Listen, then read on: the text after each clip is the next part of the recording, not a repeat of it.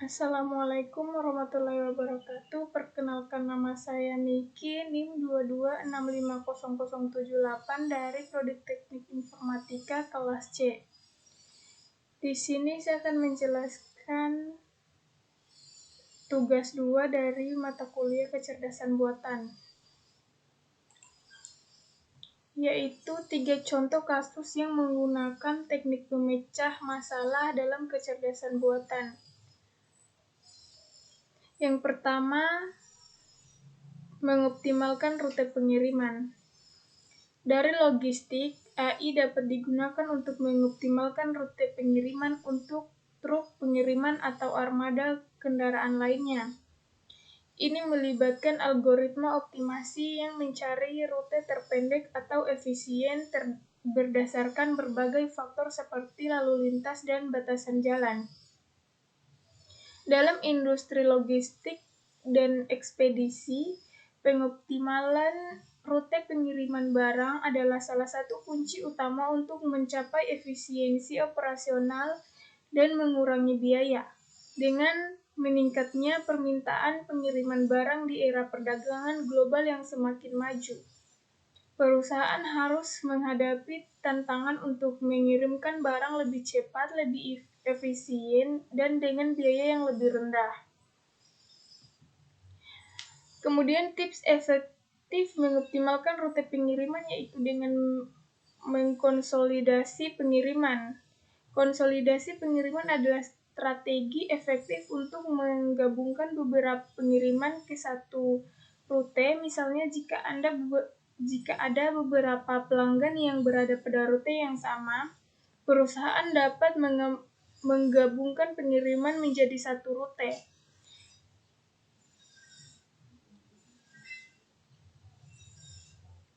dan menggabungkan pengiriman menjadi satu truk, menghindari duplikasi rute, dan mengurangi biaya operasional. Dengan cara ini, perusahaan dapat mengoptimalkan kapasitas angkut truk dan mengurangi emisi gas buangan yang dihasilkan, yang pada gilirannya berkontribusi pada upaya perusahaan untuk menjadi lebih ramah lingkungan. Seperti contoh pada gambar berikut, yaitu kasus pengiriman alat berat dari kapal, kemudian diangkut menggunakan truk dan dibawa ke tempat pelanggan. Selanjutnya, penggunaan analisis data dan kecerdasan buatan atau AI dapat membantu perusahaan mengidentifikasi pola dan faktor yang mempengaruhi efisiensi rute. Dalam bagian ini akan dibahas bagaimana analisis data dapat digunakan untuk meningkatkan performa pengiriman dengan menganalisis data historis pengiriman. Perusahaan dapat mengidentifikasi tren, memahami pola musiman, dan mengidentifikasi faktor-faktor yang menyebabkan penundaan atau ketidakefisienan dalam rute. Berdasarkan analisis ini, perusahaan dapat mengambil tindakan koreksi dan melakukan perubahan strategis untuk meningkatkan efisiensi rute pengiriman barang. Contohnya pada gambar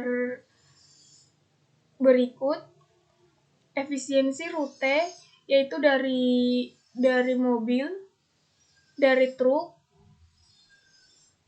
ke kapal, dari kapal ke kapal terbang, dan dari kapal terbang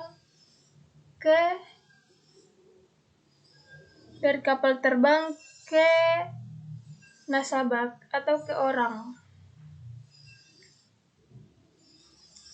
Selanjutnya, contoh kedua yaitu sistem pakar dalam diagnosis medis. Dalam bidang kedokteran, sistem pakar dapat digunakan untuk mendiagnosis penyakit berdasarkan gejala dan riwayat medis pasien. Mereka menggunakan pengetahuan medis dan aturan untuk menghasilkan diagnosis. Kemudian sistem pakar merupakan program berbasis pengetahuan yang menyediakan solusi-solusi dengan kualitas pakar untuk masalah dalam suatu domain yang spesifik. Implementasi sistem pakar banyak digunakan dalam bidang kesehatan karena sistem pakar dapat sebagai cara penyimpanan pengetahuan pada kasus sakit kepala. Mesin yang mampu atau nama mesinnya machine learning data dalam jumlah besar dihubungkan oleh sebuah algoritma komputer yang dilengkapi inteligensia artifisial. Ini belajar menganalisis sklerosis multiple atau MS dan serangan demensia pada otak. Semakin besar dan terperinci datanya, semakin tepat pula hasilnya. Perusahaan IT di Berlin itu menggunakan inteligensia artifisial yang sudah lebih pintar daripada dokter. Contoh gambarnya itu seperti ini, dan contoh kasusnya seperti ini. Pada contoh gambar kasus, yaitu mesin pendeteksi penyakit pasien yang secara otomatis penyakit yang diderita oleh pasien dapat diketahui oleh dokter, yang dapat dideteksi yaitu mulai dari tekanan darah, detak jantung, dan keluhan lainnya. Seperti pada gambar berikut dan dapat kita lihat pada layar seperti contoh gambar ini.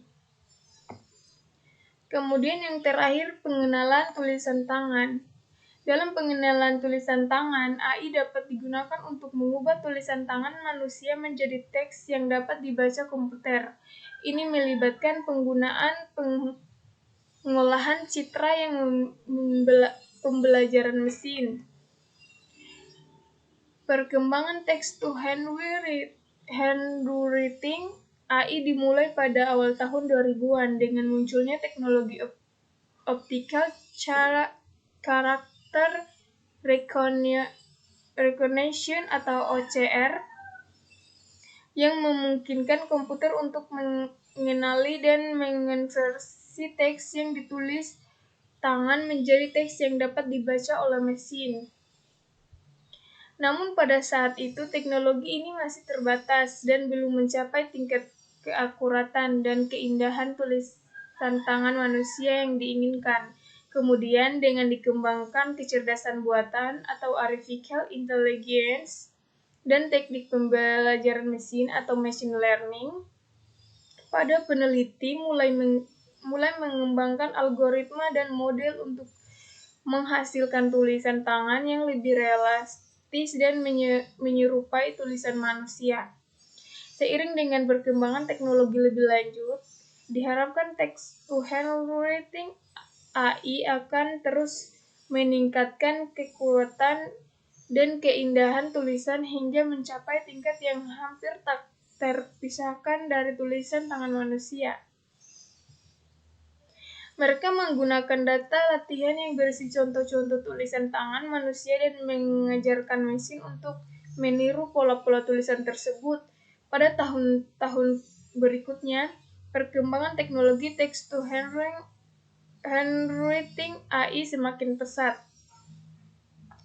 Para pengembang mengintegrasikan berbagai fitur seperti pengenalan tulisan tangan, deteksi garis dan sudut, serta menyesuaikan ukuran dan gaya tulisan. Mereka juga memperbaiki algoritma untuk meningkatkan akurasi dan kecepatan konversi dari teks ke tulisan tangan. Contoh alatnya seperti ini.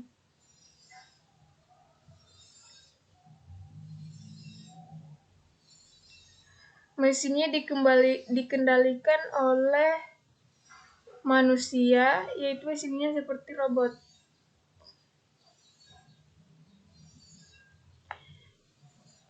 Mungkin itu saja yang dapat saya jelaskan. Lebih dan kurangnya mohon dimaafkan. Billahi taufiq wal hidayah. Wassalamualaikum warahmatullahi wabarakatuh. Audio Jungle.